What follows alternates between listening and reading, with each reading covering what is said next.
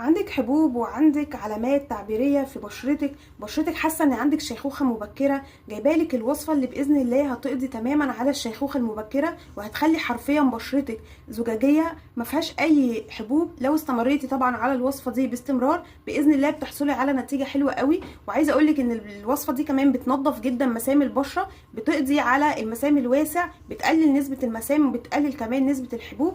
لو اول مره تشوفيني يا ريت تدعميني باشتراك في القناه ولايك للفيديو. اهم حاجه ننزل تحت في الكومنتات ونصلي على النبي كتير جدا. وتعالوا بقى علشان اقول لكم على الوصفه دي.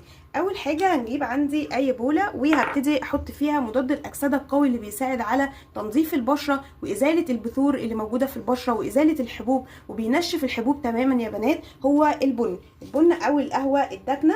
خدت كده حوالي معلقه كبيره من البن وهبتدي ان انا انزل بيها في البوله، وهحط عليها مكون حلو قوي يا جماعه بيساعد على ازاله حب الشباب والبثور البيضاء والسوداء، وبيخلي البشره حرفيا زجاجيه ناعمه ما فيهاش اي تجاعيد او اي الشيخوخه المبكره اللي اغلب البنات دلوقتي بتعاني منها. ده يا جماعه الكركم بجد مفيد قوي للبشره، حلو جدا لو استمريتي عليه حرفيا بيخلي بشرتك اصغر من سنك. عايزه اقول لك ان انت مش بتستخدمي منه معلقه، يعني حاجه بسيطه جدا. بصوا كده اوريكم، بصوا كده معايا حوالي اقل من ربع معلقه على معلقه البن اللي احنا استخدمناها، وهيديكي مفعول حلو جدا يا جماعه. هبتدي ان انا اقلب المكونين دول كويس جدا. اهم حاجه عايزه اقولك على ان الكركم اللي انا مستخدماه ده كركم لوصفات البشره مش الكركم بتاع الاكل. هبتدي بقى ان انا انزل عليهم كده يا اما بالزبادي يا اما باللبن اللي متوفر عندك. هاخد كده معلقه من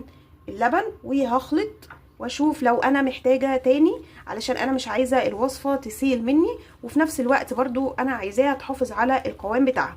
هقلب كده كويس. في الاثناء دي انا بكون غاسله بشرتي كويس جدا بالغسول او الصابونه المخصصه. الوصفه دي تنفع لجميع انواع البشره، بالذات يا بنات البنات اللي هم عندهم حبوب، عندهم تجاعيد، عندهم خطوط تعبيريه موجوده حوالين الفم، حوالين العين، في الجبهه. المنطقه دي كلها بتضايق كل البنات اللي سنهم صغير وبيبقى مع الاسف عندهم الحاجات دي. تقدري ان انت تداومي على الوصفه دي مرتين في الاسبوع، وان شاء الله بشرتك بتكون حرفيا ما فيهاش اي تجاعيد، ما فيهاش اي خطوط تعبيريه، ناعمه جدا، خاليه من البثور، خاليه من المسام الواسع، وكمان بتقضي على الحبوب طبعا تدريجيا. اهم حاجه ان انت كده عندي خلاص الوصفه تمام. انا اديتك الفكره، تقدري ان انت تزودي مفيش اي مشكله. هاخد كده من الوصفه بتاعتي وهبتدي ان انا اعمل كده بحركات دائريه زي ما انتم شايفين يا جماعه. ده بيكون قوام الوصفه. حسيت ان هي تقيله معايا بتبتدي ان انت تزودي لها شويه